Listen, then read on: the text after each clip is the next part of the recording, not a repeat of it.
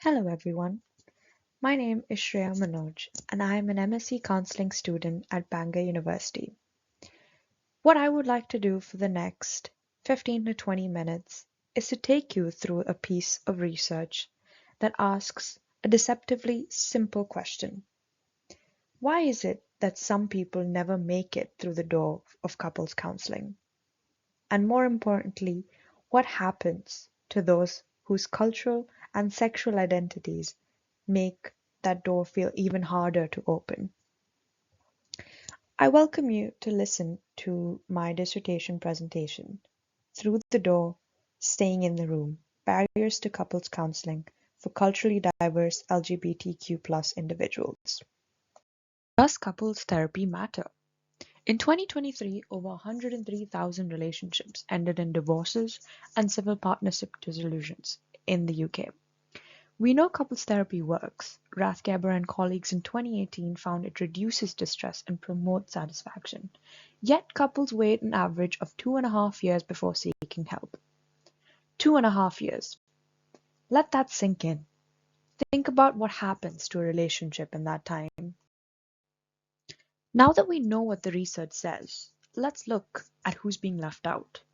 We know barriers exist: cost, childcare, stigma, partner reluctance, but almost all of this research reflects heterosexual, white, Western samples. Assuming universal experiences risks obscuring the compound challenges faced by LGBTQ couples from diverse cultural backgrounds.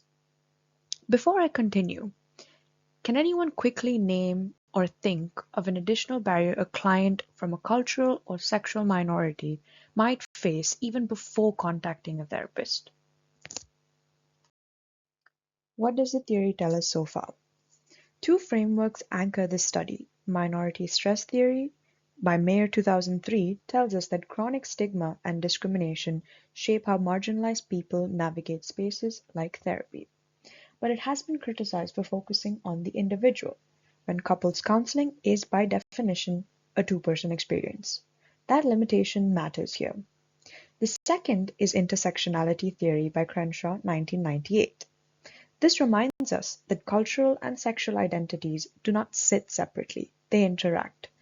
And that interaction is where this study lives. Now let's look at what we still don't know despite all the evidence and the theoretical frameworks. The evidence base reflects this gap starkly. 75% of participants in a systematic review of LGBTQ+ couples in therapy were American. 90% in another key study were identified as Caucasian. Non-white LGBTQ couples are almost entirely absent from couples therapy research. This study sets to address that exactly by exploring how intersecting cultural and sexual identities shape access to and engagement with couples therapy. We do this through the help of lived experience of 9 non-white LGBTQ+ individuals. Now let's look at who were the participants. Participants were recruited internationally through Instagram, LinkedIn, and word of mouth. The original target was to get 16 to 20 participants, consistent with qualitative principles of saturation, but 9 participants were the final sample, considered sufficient for enough depth analysis across 2 dimensions of culture and sexuality. To be included, participants had to identify as LGBTQ+, not identify as white or Caucasian, and had to have attended, considered, or actively chose not to attend couples therapy. The last criterion was deliberate because the decision not to seek help is just as telling as the decision to go. Design and measure. A qualitative inductive design was used in this study. Before the interview, participants completed an online site toolkit questionnaire. This was chosen for its secure infrastructure and GDPR compliance, which screened eligibility, gathered demographics, and collected consent.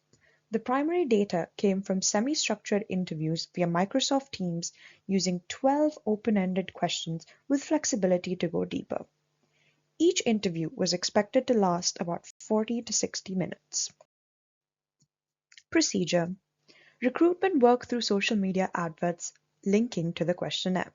Consent was embedded at that stage, with progression being gated. Participants had to actively agree to continue. Scheduled interviews began with verbal consent and a reconfirmation of eligibility. Emotional well-being was monitored throughout, and afterwards participants received a verbatim transcript approximately 2 weeks later to review, and crucially, data was only analyzed once the participant had approved it. Failure to respond was treated as an implicit withdrawal. Ethics. The study was approved by Bangor University's Ethics and Governance Committee and adheres to the BACP guidelines throughout. Consent was obtained 3 times, electronically, verbally, and through transcript verification. Given participants were asked to discuss sexuality, culture, and personal experiences of therapy, this layered approach to consent was not just procedural. It was essential to the integrity of the data. Now let's look at what did we find. 9 verbatim transcripts were analyzed using Brown and Clark's thematic analysis, producing 5 themes. Across all of them, a consistent picture emerged. Participants saw counseling as potentially helpful, but described a pathway full of decision points where culture, sexuality, and practical reality combined to make access and engagement feel conditional rather than straightforward. Before we continue, what barriers do you predict came up? Theme 1: Practical and Structural Barriers. The first theme captures what had to be true before counseling was even considered. Cost was not just a price, it was a risk, particularly if the therapist turned out to be the wrong fit. Partner agreement functioned as a 2-person gatekeeping. Even one reluctant partner could prevent attendance entirely. And there was a strong self-reliance threshold, a sense that counseling was only legitimate once everything had failed.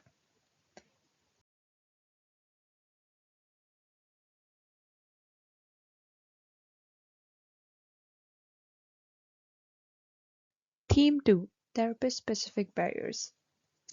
We found that getting through the door was not enough. Theme 2 tells us that continued engagement depended on whether the therapeutic space felt safe for clients. 3 main concerns came up as sub-themes. Fear of therapist bias. This included the fear of counselor taking sides. This undermined the safety of therapy before it had even properly begun. Cultural competence was described as essential, not optional, and LGBTQ plus affirmation was framed as a prerequisite for openness, not a bonus. Theme 3: Social Pressures. The third theme moved the barriers outside the therapy room and into the participants' social worlds. We found that stigma operated both externally through community judgment and internally. Privacy was an active, practical concern. Being seen attending therapy was a risk in itself. The third subtheme brought out culture and sexuality together in a striking way. Theme 4: Service Visibility and Accessibility. This theme shifted the focus to the services themselves. Participants shared that the geography of the services mattered, but equally powerful was what services communicated about who they were for. To my fellow listeners, if your website, your intake form, or your waiting room does not signal that you work with LGBTQ plus clients from diverse backgrounds, the message you're sending is this: this space is not for you. Theme 5: Expectations Influencing Engagement. Even once in the room, engagement is not guaranteed. We found that engagement is dependent on whether counseling feels flexible, collaborative, and useful. Participants described that counseling was preferred if it felt responsive. Participants also shared that outcome uncertainty was real. When you've already navigated significant barriers to get there, the threshold for continuing, if progress feels unclear, becomes low. These concerns do not exist in isolation. They sit on top of everything that came before. Now that we've explored the various themes that came across during analysis, let's try to make sense of these findings. Stepping back, the overarching picture is that help seeking for this population is not a single decision. It is a pathway, with multiple points where things can break down. Barriers were practical, relational, and identity linked, and they fed into each other. The cost concern was amplified by doubts about finding an affirming therapist. The partner reluctance was shaped by cultural shame. The self-reliance threshold was reinforced by stigma. This is consistent with Anderson's behavioral model of health services use.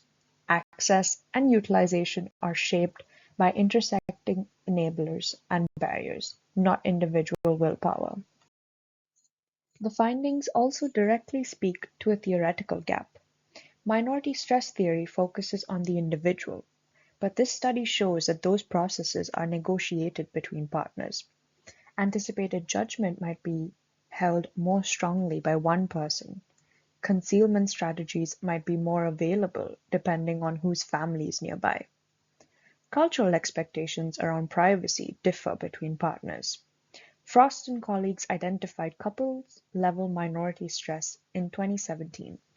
This study extends that. Minority stress in counseling is not just what a client brings into the room. It is something that lives between partners. One of the most nuanced findings was what I describe as a sequencing problem. For many participants, cultural safety appeared to be a precondition for disclosing sexuality-linked concerns. You could not address one layer until the other felt stable enough to approach. Doyle and Barreto in 2022 reminded us that disclosure is not a one-off event. It is continuously renegotiated. What this means is that a client who appears to be guarded may not be resistant.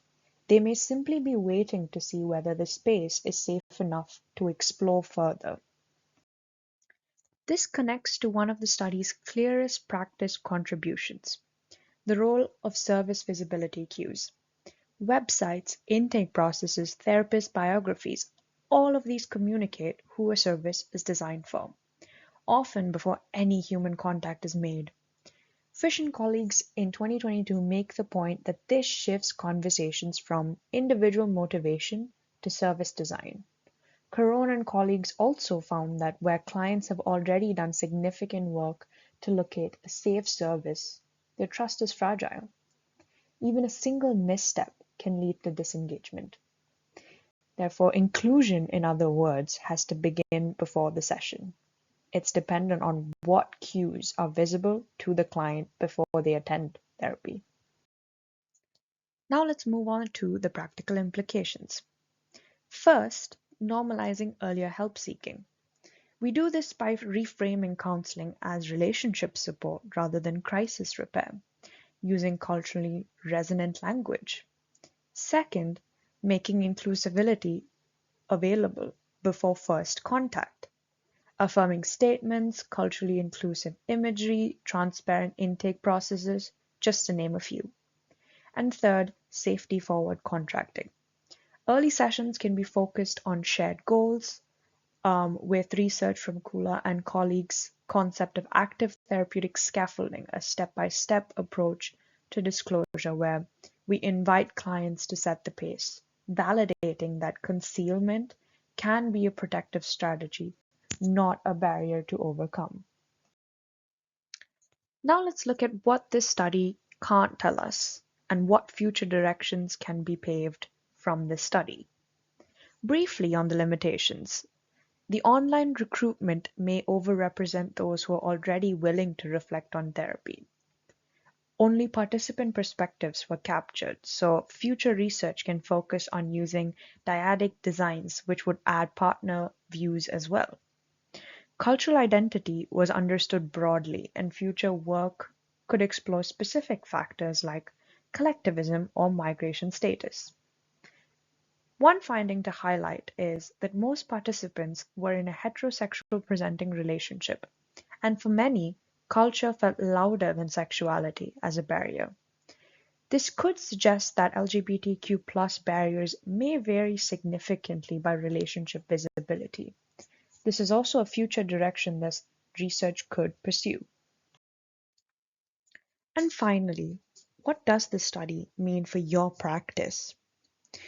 What this study ultimately tells us is that for culturally diverse LGBTQ+ individuals, barriers to couples counseling are not just bigger versions of the barriers everyone else faces.